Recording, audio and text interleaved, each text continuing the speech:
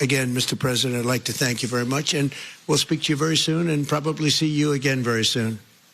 Thank you very much, Vladimir. Next time in Moscow. Oh, that's an interesting one. I don't know. I'll get a little heat on that one, but I can see it possibly happening. Thank you very much, Vladimir. And thank you all. Thank you. Thank you. Thank you so much.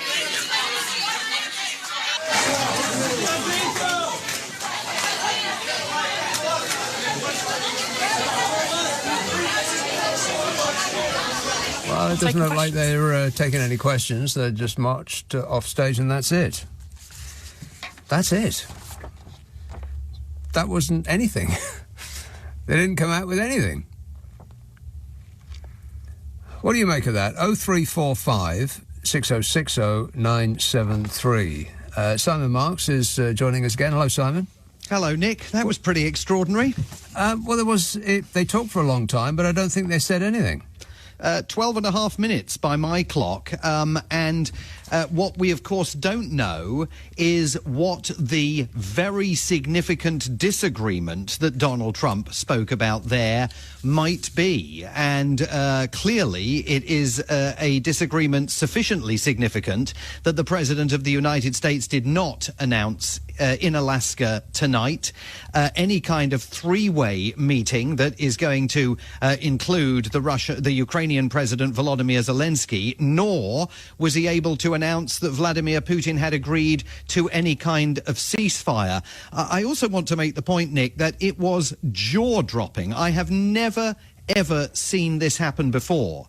For an American president holding a joint news conference on American soil to allow a foreign head of state to speak first. Yeah. The idea that Donald Trump simply yielded the floor in that press conference to Vladimir Putin, I've been doing this a long time. That is the first time I have ever seen that happen. And the symbolism of that, this notion that it's actually Vladimir Putin who's the ringmaster of all of this, was really, I think, underscored by the choreography of that. One wonders if Donald Trump just did that on the fly or if that was always part of the American plan. Either way, completely unprecedented. Reading between the lines of what Vladimir Putin was saying, he basically repeated what he always says about the conflict in Ukraine. He said that the situation in Ukraine was due to fundamental threats to our nation. That is the falsehood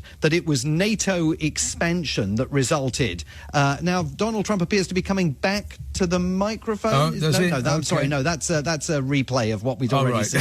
Sorry, as you were. Yeah. He said the situation in Ukraine is due to fundamental threats to our nation. That, of course, is code for his false claim that it was NATO expansion that led to his decision to invade Ukraine. He called the situation in Ukraine a tragedy and a terrible wound, but he said, we want to deal with it, but we are convinced that all roots and the primary causes of the conflict must be eliminated. Now, that is code. When the Russians talk about the roots and the primary causes of the conflict, that means the existence of Ukraine as an independent sovereign state and the presence of NATO forces on Russia's borders. So it is absolutely fundamental. It is Vladimir Putin saying, I don't believe that Ukraine has the right to exist as an independent democracy. Oh, and by the way, NATO's got to withdraw.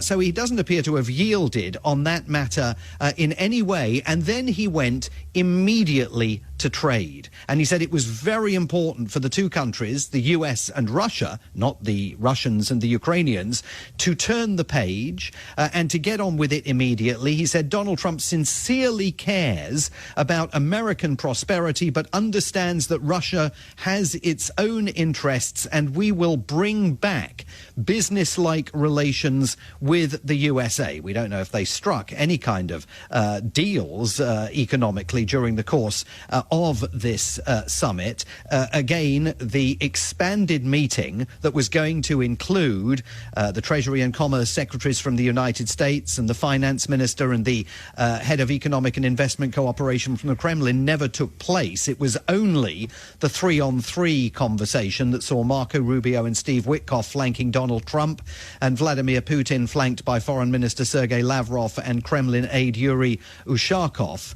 But it is apparent from this joint press conference, and it wasn't a press conference, was it? I mean, they both made statements and then they stalked off the stage. It is apparent from this that there was, I think, no breakthrough. Donald Trump said that they had had a very productive meeting.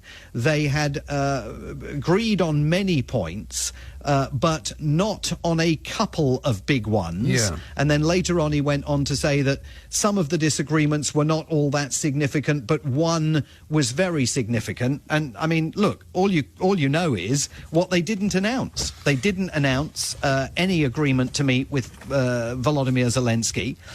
They didn't even announce the second meeting between themselves, although you heard Putin in English there at the end try to entrap Trump into agreeing to travel to Moscow. Trump just about managed to avoid falling into that particular hole. There was also one other curious construction that the American president, placed on these talks. He said he's going to call NATO leaders, including the Prime Minister. He's going to call Zelensky and tell them what went down at this summit. And then he said of the Europeans, they are going to have to agree with what Marco Rubio and Steve Witkoff appear to have accomplished over the last few hours in Anchorage. Now, we don't know what they've accomplished. And, of course, we absolutely don't know if European leaders are going to go along and agree with it. Yes, all of which is a bit disappointing for us watching, but it must be extremely disappointing for Donald Trump, who I'm sure wanted to come out of this with, metaphorically speaking, all guns blazing, and to have the spotlight shone on him to such an extent that the Nobel Peace Prize Committee would be falling over themselves to give him a check and a medal. Look, the one thing that I think one can say incontrovertibly is that Donald Trump has never evinced any understanding in how complex this process inevitably is going to be. He wants, all of that talk on the campaign trail last year about how he's going to solve this conflict on the first day of his presidency, in the first few hours, which he now describes as sarcasm on his part.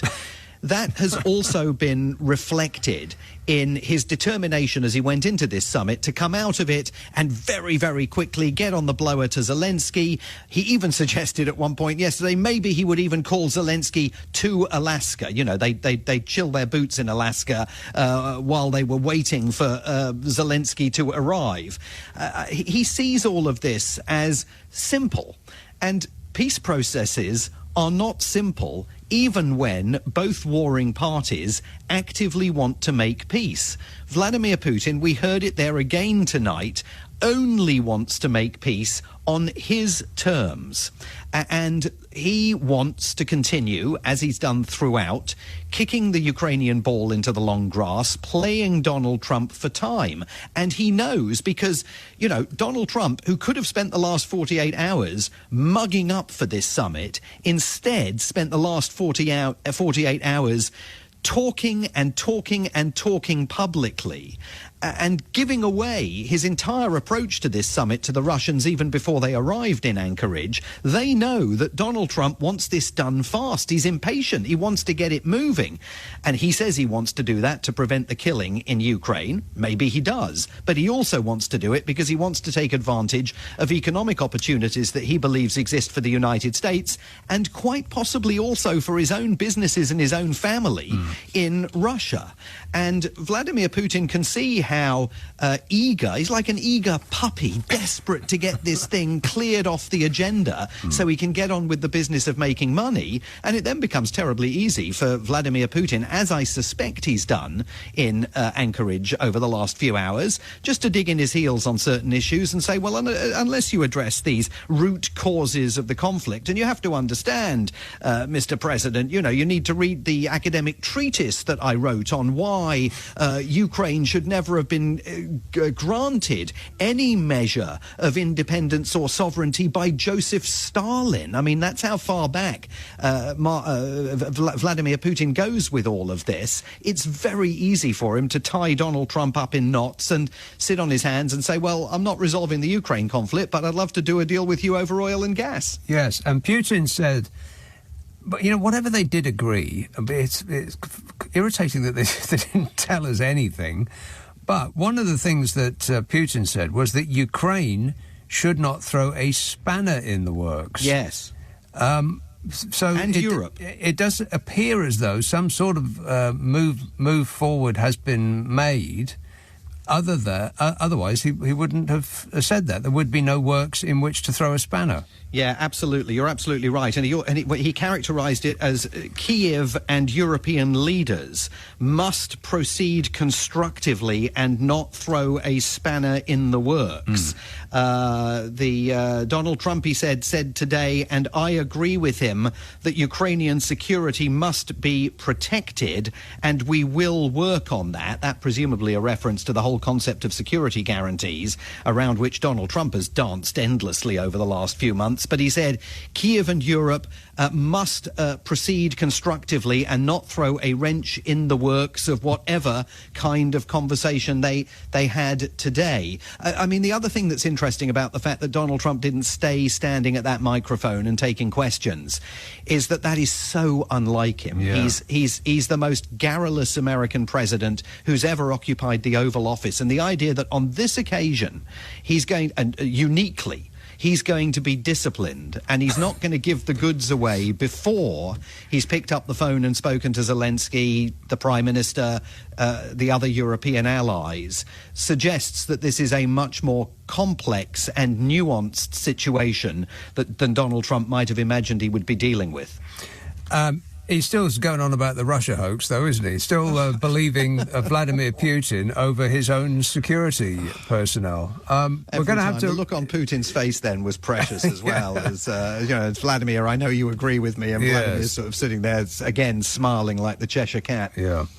Always good talking to you, Simon. Thanks for that. Cheers, Nick. Simon Marks talking to us there from Washington, D.C. Going to take a short break. Your thoughts on that conference?